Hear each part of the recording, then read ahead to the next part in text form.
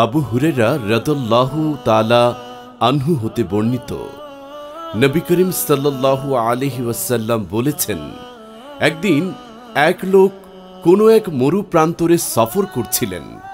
তখন অনেক প্রখর রোদে সবস্থানে খরা হয়ে যাচ্ছে। এমন সময় হঠাৎ আকাশে কালো মেঘ দেখা দিল। সেই মেঘের মধ্যে একটি আওয়াজ শুনতে পেলেন যে কে যেন বিকট আওয়াজে বলল, হে মেঘ, আব্দুল্লাহর বাগানে পানি দাও। সাথে সাথে ওই মেঘখণ্ডটি একদিকে সরে যেতে লাগলো। ওই লোকটি মেঘের পিছে পিছে ছুটতে লাগলো এটা দেখার জন্য যে বৃষ্টি খণ্ডটি কোথায় যাচ্ছে। এরপর বৃষ্টিটি গিয়ে একজন গরিব লোকের শস্য খেতে বর্ষিত হতে লাগলো। ওই স্থানের নালাসমূহের একটি নালা ওই পানিতে সম্পূর্ণরূপে পূর্ণ হয়ে গেল। সে এক লোককে দাঁড়ানো অবস্থায় দেখতে পেল, যিনি কোদাল দিয়ে পানি বাগানের সব দিকে ছড়িয়ে দিচ্ছে। এ দেখে সে তাকে বলল, হে আল্লাহর বান্দা, তোমার নাম কি?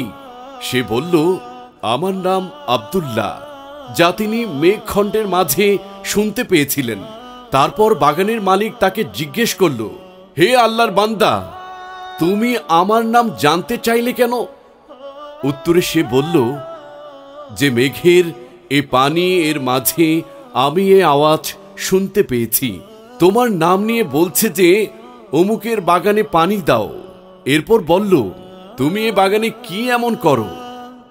মালিক বলল, যেহেতু তুমি জিজ্ঞেস করেছ তাই বলছি।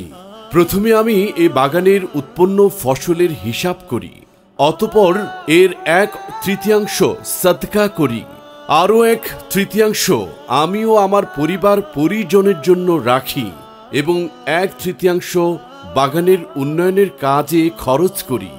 হালাল রিজিকে আল্লাহর বরকত থাকে।